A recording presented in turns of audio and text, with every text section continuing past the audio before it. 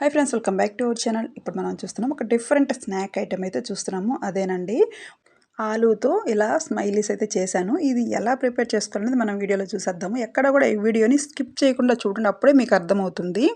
ఎంతో టేస్టీగా ఉంటుంది. ఇంకా పిల్లలైతే చాలా హ్యాపీగా తినేస్తారు. మీరు కూడా ట్రై చేయండి.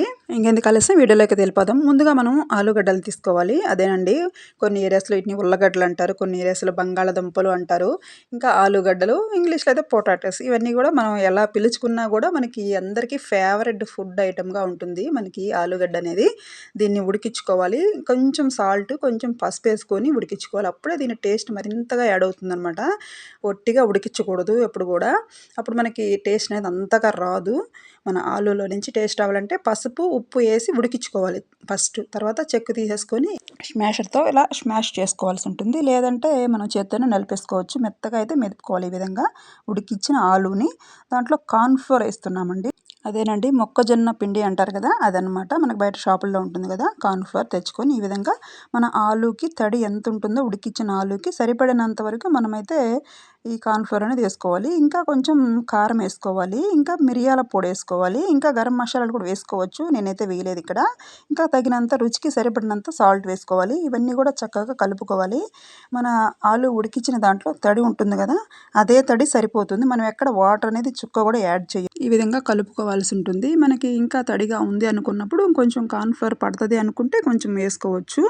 ఇలా 2-3 స్పూన్ల వరకు పడుతుంది. మనం చేసుకునే క్వాంటిటీని బట్టి వేసుకోవచ్చు. ఆలూతో ఏ వెరైటీ చేసినా చాలా టేస్టీగా ఉంటుందండి. ఎవరైనా తినాల్సిందే, అంత బాగుంటుంది. ఇంకా మన ఛానల్లో పొటాటో పిల్లోస్ అని ఇట్లాగే ఆలూతో చేసిన స్నాక్ ఐటెం ఉంది. మీకు ఇంట్రెస్ట్ ఉంటే చూడండి. ఇప్పుడు మనకి చేతికి అంటుకుంటుందని కొంచెం కార్న్‌ఫ్లోర్ అయితే వేస్తున్నాను. మొత్తం కూడా మన చపాతీ పిండి కలిపినట్టుగా కలుపుకొని మన చపాతీ ముద్దలాగా ఇలాగా కలుపుకోవాల్సి ఉంటుంది. ఇప్పుడు మనం దీన్ని చపాతీ రోల్ లాగా ఇలాగా చపాతీ కర్రతోటి మనమైతే చపాతీలాగా రోల్ అయితే చేసుకోవాలి. మరీ పలసగా చేయకూడదు, చపాతీలు చేసినట్టుగా చేయకూడదు. ఇంకా కొంచెం మందంగా ఉండాలన్నమాట. గోధుమ పిండి వేసుకొని చేసుకుంటాము. ఎక్కడ కూడా మనం మైదా అనేది వాడట్లేదు. ఇక్కడ హెల్త్కి మంచిది కాదు కదా, మనం మైదా పిండి అయితే అస్సలు వాడట్లేదు ఈ వీడియోలో. ఇంకా గోధుమ పిండితోటి ఈ విధంగా అయితే చేస్తున్నాము. మనకి ఎక్కడ అంటుకోకుండా మనకి గోధుమ పిండి వేసుకుంటే చక్కగా వచ్చేస్తాయి. ఈ విధంగా రోల్ చేసుకున్న తర్వాత మనం ఒక గిన్నె లాంటివి తీసుకోవాలి. లేదంటే ఒక మూత, ఏదైనా ఒక మౌల్డ్ ఇలా తీసుకొని ఇలా చేసుకోవాల్సి ఉంటుంది మనము. నేను వీడియోలో చూపిస్తున్న విధంగానే మీరు కూడా ట్రై చేయండి. ఎంతో టేస్టీగా ఉంటాయి. పిల్లలు కూడా చాలా ఇష్టంగా తింటారు. పిల్లలు పెద్దలు ఎవరైనా తినొచ్చు, అంత బాగుంటుందన్నమాట ఇది.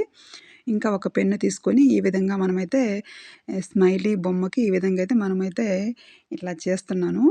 పెన్నుతోటి ఈ విధంగా పెట్టుకోవాల్సి ఉంటుంది.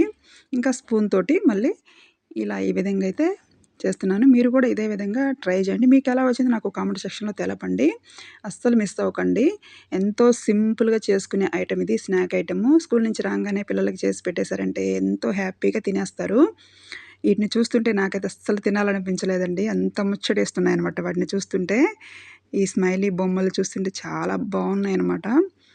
ఈ విధంగా మొత్తం డీప్ ఫ్రై చేసుకోవాలి. సిమ్లో పెట్టుకొని మాత్రమే చేసుకోవాలి. మంచి గోల్డ్ కలర్ వచ్చే విధంగా ఫ్రై చేసుకోవాల్సి ఉంటుంది. ఎంతో టేస్టీగా ఉన్నాయండి. అయితే మీరు తప్పకుండా ట్రై చేయండి. ఈ విధంగా మొత్తం కూడా మనం డీప్ ఫ్రై చేసుకొని తీసి పెట్టేసుకుంటున్నాము. సర్వింగ్ ప్లేట్లోకి అయితే తీసేసుకున్నాము. దీన్ని సాస్తోనైనా తినొచ్చు, లేదనుకుంటే మీకు నచ్చిన చట్నీలైనా పెట్టుకొని తినొచ్చు. ఎంతో టేస్టీగా ఉండే స్నాక్ అయితే రెడీ అయిపోయిందండి ఆలూతో. మీరు తప్పకుండా ట్రై చేయండి. వీడియో నచ్చితే ఒక లైక్ చేయండి. Thanks for watching.